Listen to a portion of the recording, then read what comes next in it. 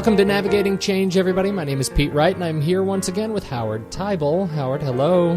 Hey, Pete. How are you today? I'm doing very well. It's great to talk to you again. We have an interesting topic today. I think it's interesting because it's coming from a guy that that I don't think is in this business. The topic that you had on your mind is everything is sales. Now you're not a sales guy. I love that. Yeah, that's true. I'm not a sales guy, but guess what? Everything I do, and it's sort of a wake up call. I can remember being at a professional organization, and it was for consultants, and the level of discomfort that even consultants have thinking that they're salespeople, it's like a dirty word. And I think the problem is that we've got the wrong definition for what selling is. You know, it's really about giving people what they need. Now, obviously, do I need the latest BlackBerry? No. I mean, there is a world of selling people things they don't need. I'm not in that business. I'm in the business of helping organizations better do the things they need to do. And the last thing I need to do is sell them something that they don't need. So put aside that whole other market of, software products or technology, whose job really is to convince you that you need this. I'm talking about something different. I'm talking about what it means to partner with an organization, or if you're in the organization, what it means to partner with your customers. And your customers, by the way, may just be, for example, business units you work with. So take the word selling out and call it partnering, but ultimately there is an art to selling effectively. And by the way, it's a lifelong exercise. You never get there. Okay, so you're asking us to kind of get out of a place that comes from a place of discomfort, right? It's the place where we're skeptical and we distrust or mistrust people who we can conceive as trying to sell us something. And we're talking about using this art of communication. That's right. So, absolutely. How does this? Tell me how this relates to teams. How does this relate to the teams and change efforts that you're helping organizations deal with? How do you help these teams start and convey to them what they're going to get out of it? Well, I'll give you an example. I was working with an organization recently, and one of the pieces of this initiative was to bring their business units more in line with what their goals are. So they had a particular goal to be greater partners with these different business units and be a resource to them in terms of thinking further out about where the organization can go. And what's so interesting is it's an incredibly smart, effective group that has some phenomenal long-term views about where the organization can go, but they're dealing with business units that really are looking at a much shorter-term horizon. So you can go into that conversation saying, let me try and convince you why what we're coming up with is really what you need. You're going to hit resistance immediately. So the strategy that they applied was, let me listen to what you group of business unit leaders believe we need to do. Because you know what? They're already thinking about it. And there's a presumption that you got to be really careful about if you're trying to get teams to work with you. The presumption that you know something they don't know. There's an arrogance I think we have, which makes us fall into this convincing mode where we actually believe that if people only listen to us, they would be doing the right thing, when in fact, what they really need to do is be heard. Does that make sense? Oh, yeah, that makes a ton of sense. I had a boss once, I think I've told you this. I had a boss once who used to tell me the only thing you need to become an expert is to come from further than 50 miles away and carry a briefcase. And that's really where that arrogance comes from, doesn't it? Yeah, exactly. Because if you ask people to start with the number one thing that is the most difficult to do is just open into a conversation with, I'm going to listen before I tell you what I think you should be doing. And that means you've got to give up something. Now, the dilemma is most people tie their success with this idea that somehow they have to be an expert.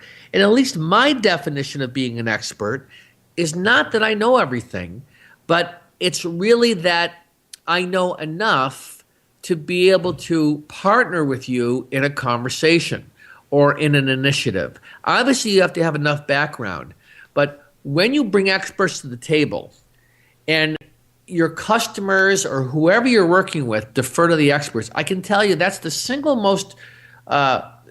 greatest reason I have seen why partnerships don't work. And what I mean by partnership is, let's take an example of you're putting in a new significant software upgrade and you bring an outside consulting firm in and they are the experts. Well, guess what? Everybody internal defers to them, and the experts, if the business model is let's embed ourselves in the organization and let's convince them how they can't survive without us, you are not going to build internal competence. It's not going to be in their interest. But the truth is, if you guided them and said, listen, from day one, we need you to help us be independent, it changes the definition of what they're offering. Then they're bringing their expertise to the table, but how they're navigating it with you is based on, in a sense, transferring knowledge. And that's a subtle difference, and you can't expect sometimes a consulting firm or even an individual to know to operate that way. You may actually need to come out and say, this is how we'd like you to operate with us. Well, that sort of beats the traditional approach to hiring outside expertise, right? Which is some layer of executive or middle management has determined that outside expertise is required and assigns them a project to work with internal folks who are then consulted upon. And to sort of back into it and say, you know what, we don't know if these outside experts are right, but we know they've done what we're trying to do in the past, and we need to understand the nature of our problem and see if that expertise applies to what we're trying to accomplish.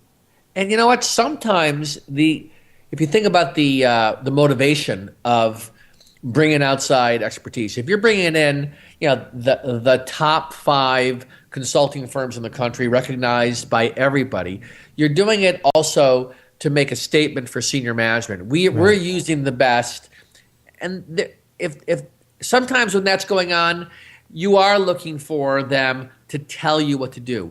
Most of the times, what organizations are looking for though has another layer of that, which is, yes, you can make the recommendations, you can tell us this is how we should shift courses, but actually implementing it, that's where I see the breakdown coming, where it's not about the recommendations, it's about helping with the implementation. Okay, so that brings up the last sort of critical point, right? You come in as an outsider, you listen to the problem, you understand the problem, you have enough buy-in to have that conversation that you're talking about. But how do you transition from the discussion, from that point of understanding, to building a solution and implementing it?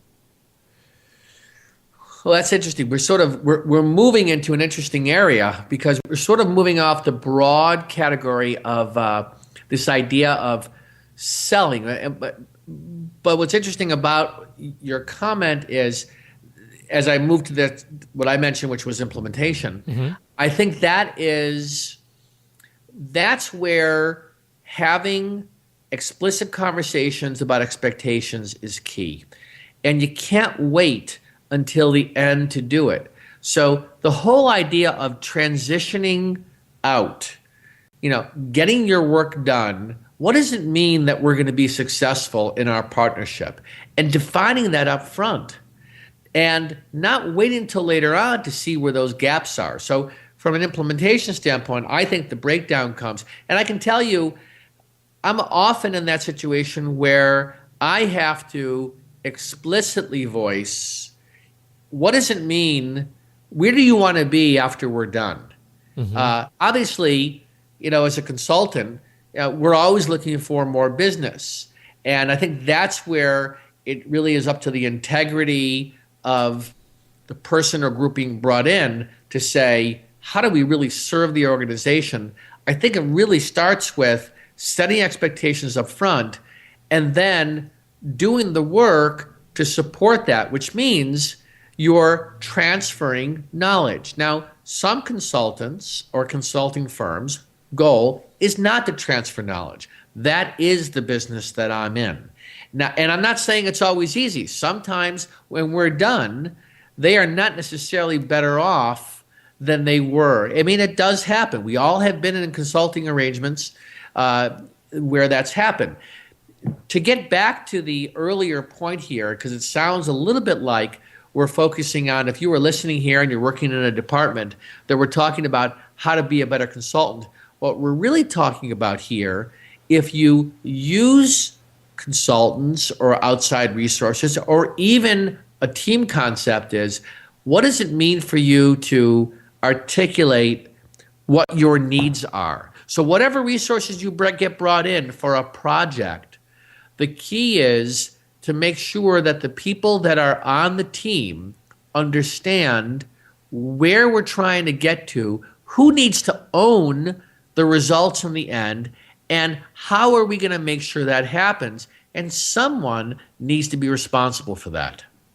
I think I'm so glad you brought it back to that point, because that's what's in the back of my mind, right? Which is at every level of your discussion, there is a point where you are both selling in terms of communicating your intentions and your expectations and being sold, which means you're allowing yourself to open up to others' expectations and intentions. And somewhere in the middle is where that real sort of magic comes, that implementation expectation comes. And I think that's a very powerful message. And, if we were to wrap this up with anything, as I was actually brainstorming I was reading this book on sales. And as I was reading it, I was not thinking about selling our services. I was thinking about a client engagement I was in and how if they employed some of these principles around conveying and listening versus trying to convince, and listening first, and some of the very core principles in excellent selling, they would be more effective within their organization. So my point here that I'd want to leave people with is to consider opening yourself up to bringing the concepts around selling to the way you do business, but not selling in the traditional sense, selling in the sense of helping people realize what it is that they need and how you can help them. And it's not about what you know or what you have. It's about what they need and then fulfilling that need. Well, that's as good a way to wrap it up as any. Great discussion. I hope that helps some folks understand. Most importantly, in the that area of letting yourself be open to listening and reflecting critically on not just what you have, but what they need. That's very powerful. Thanks for your time and wisdom today, Howard. I sure appreciate it. Well, you have the same, Pete, too. I really enjoy talking with you. You get me thinking a lot, too. Outstanding. So on behalf of Howard Teibel and myself, my name is Pete Wright. You can find out more about the show at teibelinc.com. Just look for the podcast link, and you can find us, listen to the show, and subscribe to the show in iTunes and hear all of our back episodes. Until next week, this has been Navigating Change.